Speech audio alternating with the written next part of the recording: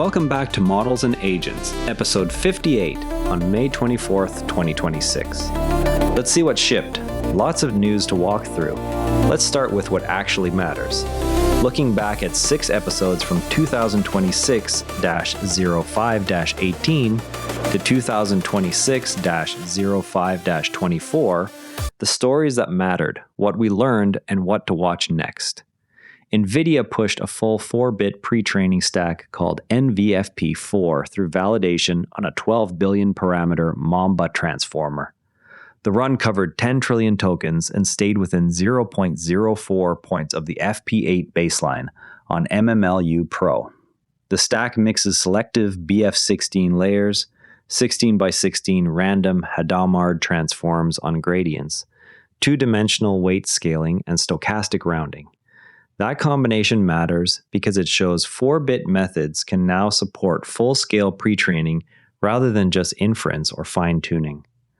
Anthropic bought Stainless API, the service that built every one of its SDKs and MCP servers since the API first launched. The acquisition brings SDK and model context protocol tooling in-house after Stainless API had served multiple labs as an independent platform. Owning the integration layer directly should tighten the feedback loop between model updates and the developer tools that depend on them.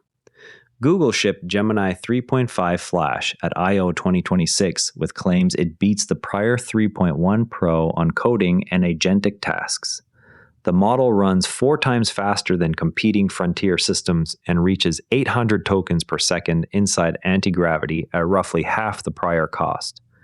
That speed target lines up with the growing need for agents that can sustain long sessions without constant restarts. Alibaba previewed Qwen 3.5 Live Translate Flash for low-latency multimodal translation across 60 languages at the same time. The model focuses on real-time multimodal handoff, which could matter most for agent workflows that already mix vision and text. OpenAI reported that a general-purpose reasoning model found a new family of constructions for the planar unit distance problem, first posed by Paul Erdős in 1946. The solution outperformed the square grid patterns previously assumed to be optimal and came from a model without math-specific fine-tuning.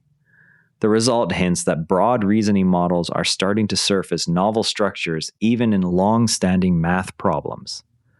OpenAI also rolled out codex updates that include secure computer use on locked Macs, goal mode for multi-hour autonomous runs, and advanced annotation tools.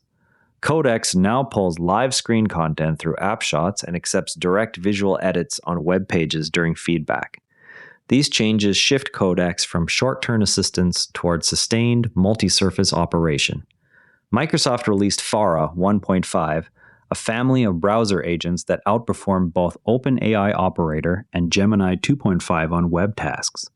The gains show browser automation is becoming a competitive benchmark rather than a niche experiment. Anthropic ran Project Glasswing with Claude models and surfaced more than 10,000 high-severity vulnerabilities. The volume suggests systematic red teaming is now generating enough data to influence model hardening cycles. Several open-source projects dropped focused on faster inference and smaller memory footprints for consumer hardware.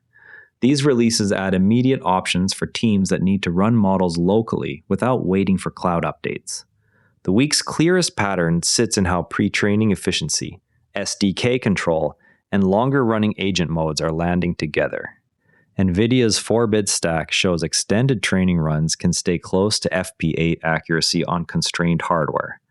Anthropic's move to own Stainless API gives it direct ownership of the integration layer many agent frameworks already depend on.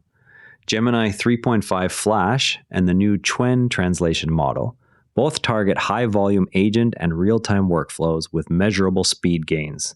OpenAI's math result and the Codex goal mode updates point to the same underlying shift towards sustained, multi-step reasoning without constant human steering. Microsoft Farah 1.5 and the open source inference releases add pressure on both closed and consumer-side tooling. Next week will likely show how these 4-bit methods scale past the 12 billion proof of concept and whether the new codex modes hold up on production codebases. Keep an eye on how the Stainless API integration changes release cadence for Claude SDKs and MCP servers.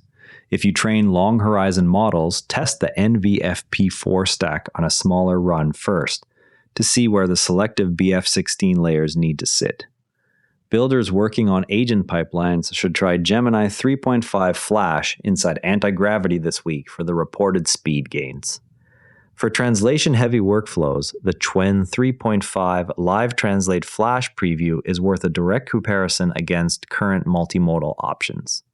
Codex Goal Mode and App Shots are live across the app, IDE extension, and CLI, so set a multi-hour objective and watch how context carries across those surfaces.